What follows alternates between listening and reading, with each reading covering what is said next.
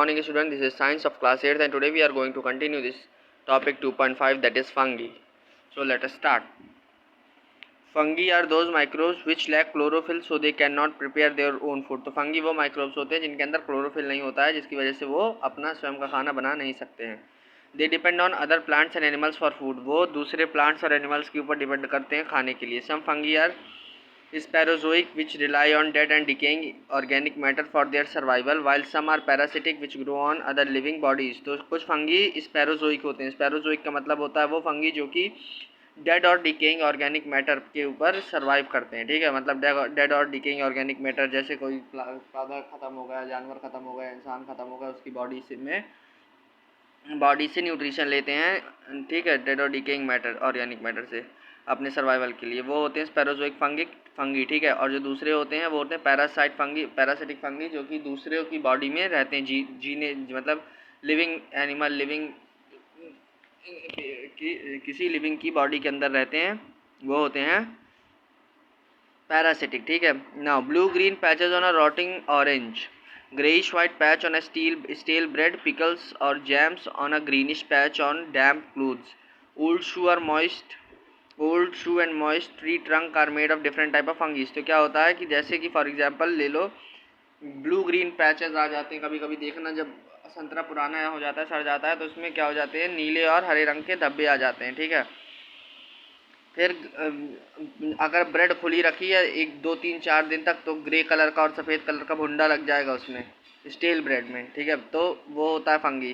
Pickle और jams in the greenish patch of damp clothes. तो कभी कभी देखना कपड़ों में क्या होता है कि पिकल्स और क्या कहते हैं, अचार और जैम की वजह से जो लग जाता है, और वो अगर साफ़ नहीं किया जाए तो उसमें भी फंगी जम जाते हैं. Old shoe and moist tree trunk, और पुराने जूतों में और गीली ट्री ट्रंक में अलग अलग तरीके के फंगी रहते हैं. Beautiful mushroom growing in monsoon are also fungi. और जो मशरूम उगते हैं मानसून में, वो भी फंगी ही होते हैं. ठीक है. अब फंगी का सेल स्ट्रक्चर क्या होता है, तो fungi are eukaryotic and have a complex cellular structure. तो फंगी क्या होता है, यूरोकैरियोट्स होते हैं और उनका कॉम्प्लेक्स सेलुलर स्ट्रक्चर होता है. Most fungi have tubular thread.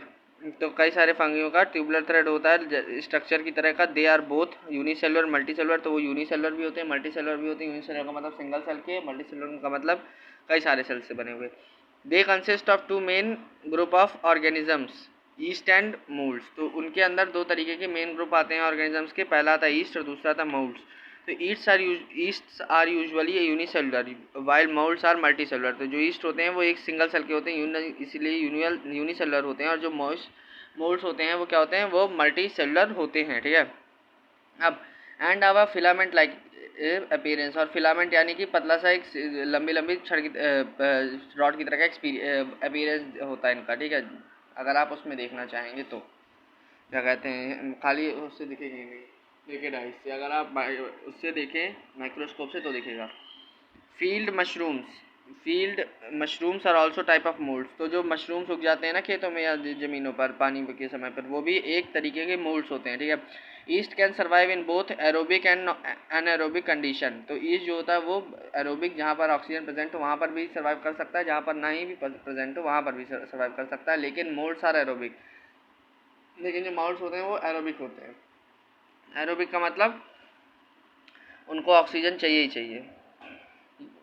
East range in size from 5 to 10 micron. तो ईस्ट की रेंज होती है साइज में 5 से 10 माइक्रोन तक. And moulds from 2 to 10 micron. और मोल्ड्स की होती है 2 से 10 माइक्रोन तक. सब moulds such as mushrooms are even many centimetres long. तो कुछ मोल्ड्स जैसे कि मशरूम देखना वो कुछ सेंटीमीटर लॉन्ग होता है, वो नेकेड आइज से भी दिख जाता है. अब न्यूट्रिशन इन फंगी. तो लाइक प्लांट सेल्स, तो प्लांट सेल्स की तरह ही fungi also possess cell walls but they can not perform photosynthesis. तो फंगी के पास भी सेल वॉल्स होती हैं, लेकिन वो फोटोसिंथेसिस परफॉर्म नहीं कर पाते हैं. ठीक है, क्योंकि उनके पास क्लोरोफिल नहीं होती है. Hence they are heterotrophic. और इसी वजह से वो हेटरोट्रॉपिक कहलाते हैं. Some fungi are parasites who obtain food from living organisms. तो कुछ फंगी होते हैं पैरासाइट जो कि लिविंग ऑर्गेनिज्म से अपना खाना लेते हैं. Some fungi are स्पैरोफाइट्स. और कुछ स्पैरोफाइट्स होते हैं जो कि अपना खाना डेड और डिकेइंग ऑर्गेनिक मैटर से लेते हैं. ठीक है. अब रिप्रोडक्शन इन फंगी. तो under conditions not favouring them, जहाँ पर कंडीशंस उनको फेवर नहीं करती हैं, फंगी रिप्रोड्यूस सेक्सुअली. तो फंगी वहाँ पर सेक्सुअली रिप्रोड्यूस करते हैं अंडर फेवरेबल कंडीशंस. और जहाँ पर उनको कंडीशन फेवर करती हैं, ठीक है। दे रिप्रोड्यूस एसेक्सुअली, और वो तब रिप्रोड्यूस करते हैं एसेक्सुअली बाय बाइनरी फ्यूजन के द्वारा, या बडिंग के द्वारा, या रीजनरेशन के द्वारा, या फ्रॉम फ्रेगमेंट्स और स्पोर फॉर्मेशन के द्वारा, ठीक है। इन बोथ सेक्सुअल और asexual reproduction fungi produce spores that separate from the parent organisms by either floating on the wind or hitching a ride or on an animal, ठीक है। Fungal spores are smaller and higher than plant seeds. जो fungal spores होते हैं वो क्या होते हैं कि प्लांट सीड से भी ज़्यादा बड़े होते हैं। स्पोर्स यानी कि उनके छेद जो उसमें रहते हैं, क्या कहते हैं, मतलब छेद, मतलब स्पोर्स मतलब होते हैं जो जैसे ऑक्सीजन के लिए जो प्लांट्स के में छोटे छेद रहते हैं, ठीक है। अब कहाँ थे हम लोग?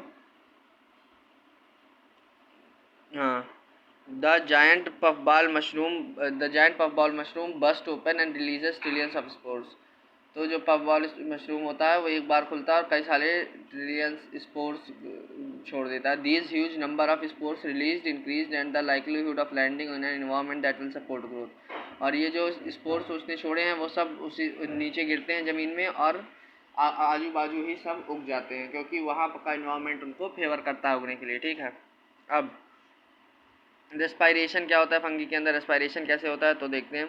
Moulds are aerobic while yeast are both aerobic and anaerobic. तो मोल्ड्स जो होते हैं वो एरोबिक होते हैं, और जो ईस्ट होते हैं वो एरोबिक और एनारोबिक दोनों होते हैं। ड्यूरिंग एन एरोबिक रेस्पायरेशन, तो एक एरोबिक रेस्पायरेशन के दौरान east produce alcohol and carbon dioxide. तो ईस्ट जो है वो एल्कोहल और कार्बन डाइऑक्साइड प्रोड्यूस करता है। This property is used for fermentation of molasses to make wine and fermentation of flour to make bread.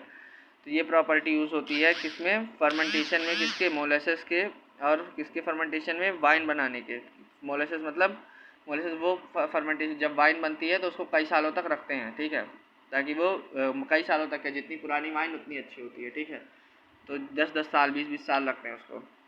तो उसको फर्मेंटेट किया जाता है वाइन को, और जो प्रोसेस होता है फर्मेंटेट करने का वाइन को, उसको मोलेसेस कहते हैं, ठीक है। एंड फर्मेंटेशन ऑफ फ्लोर, और क्या होता है कि फर्मेंटेशन ऑफ फ्लोर जो होता है, फ्लोर मतलब ब्रेड का जो फर्मेंटेशन होता है, ब्रेड को भी ऐसे ही सड़ा के बनाया जाता है, ठीक है। Uses of fungi in manufacturing of food product. तो फंगी का यूज़ क्या है फूड प्रोडक्ट की मैन्युफैक्चरिंग में? A little yeast together with the some sugar and warm water is mixed with fine flour, soon the dough. Okay, so this we will study tomorrow.